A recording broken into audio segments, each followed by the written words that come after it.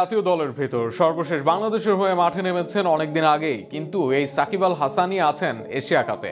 বাংলাদেশের হয়ে না খেললেও এই সাকিব আল হাসানই এশিয়া কাপে বাংলাদেশের মুখপাত্র। পুরো ঘটনা নিয়ে বিস্তারিত থাকছে প্রতিবেদন। ঘটনার সূত্রপাত দক্ষিণ আফ্রিকার বিপক্ষে টেস্ট সিরিজকে ঘিরে। সেই সিরিজ দিয়েই হয়তোবা ইতি টানতে চেয়েছিলেন সাকিব আল হাসান, কিন্তু সাকিবের দেশে আসা নিয়ে তৈরি হয় ধোঁয়াশা। পরবর্তীতে সরকারের এক অংশ জানান সাকিবকে দেশে না আসার অনুরোধ করেন তারা, ফলে এই সিরিজে ডাকা হয় সাকিবের বিকল্প। এর আগে বিদেশি সিরিজে সাকিব খেললেও এরপর থেকে আর সাকিবকে দেখা যায়নি বাংলাদেশের হয়ে খেলতে।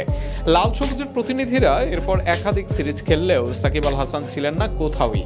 এমনকি সর্বশেষ খেলা 3টি টি-20 সিরিজে ছিলেন না সাকিব, যার ফলে আগামী এশিয়া কাপেও যে সাকিবকে ছাড়া মাঠে নামবে বাংলাদেশ দল এটা অনেকটাই নিশ্চিত।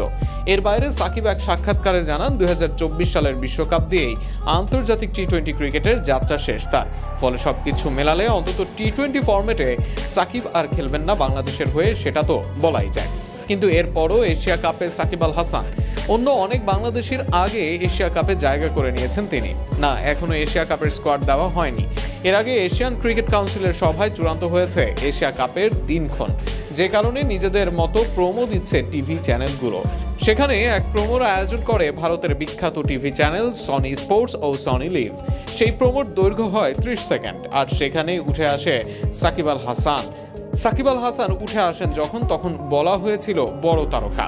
এছাড়া এই প্রোমোতে দেখানো হয় রশিদ খান, রোহিত শর্মাদের। একই সঙ্গে বড় ম্যাচের উল্লেখ করা হয় এই প্রোমোতে। সেই বড় ম্যাচের আওতায় আনা হয় বাংলাদেশ পাকিস্তানকে।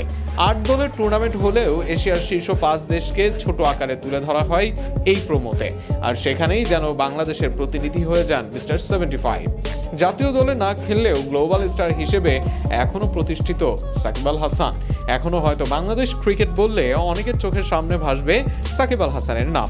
সনি স্পোর্টসও বাংলাদেশকে তুলে ধরতে ব্যবহার করেছে তাদের ইতিহাসের সেরা ক্রিকেটারকে, আর যে কারণে প্রোমোতে আনা হয়েছে তার ছবি।